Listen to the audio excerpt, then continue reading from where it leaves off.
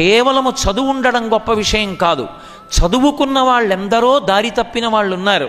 నేను మీకు ఒక డాక్టర్ గారి వృత్తాంతం చెప్తే మీరు తెల్లపోతారు. ఆయన లబ్ధప్రతిష్ఠుడు. ఎముకల వైద్యంలో ఆయనే సాటి.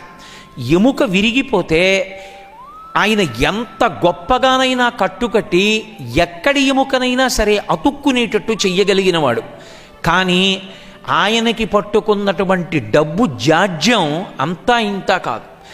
ఆఖరికి ఆయన ఏ స్థితికి కిందకి దిగజారిపోయాడంటే, ఎముకలు విరిగిపోయినటువంటి వాళ్ళు ఎవరైనా ఆయన దగ్గరికి వచ్చినప్పుడు 200 రూపాయలు ఇచ్చిన వాడైతే ముందు చూస్తాడు, 100 రూపాయలు ఇచ్చిన వాళ్ళైతే వెనక చూస్తాడు.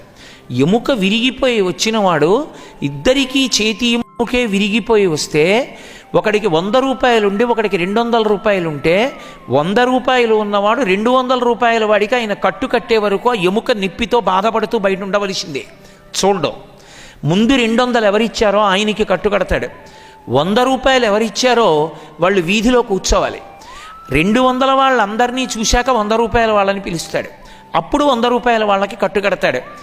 ఆ డాక్టర్ గారి దగ్గర వైద్యం కోసం వెళ్ళే వాళ్ళు ఉంటారేమో, కానీ ఆ డాక్టర్ గారి పేరు చెప్పి పిల్లలకి ఏం చెప్తారంటే, అలా మాత్రం బ్రతకద్దని చెప్తారు, అలా డబ్బు సంపాదించకని చెప్తారు, అలా నువ్వు ఎప్పుడూ నా కొడుకుగా మిగలొద్దని చెప్తారు.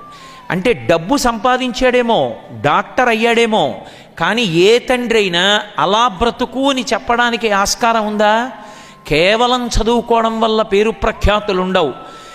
చదువుతో పాటుగా సంస్కారం అబ్బినప్పుడు, సమ్యక్ కరహ సంస్కార, ఎలా బ్రతకాలో అలా బ్రతకడం నేర్చుకున్నప్పుడే ఆ చదువు పనికొస్తుంది.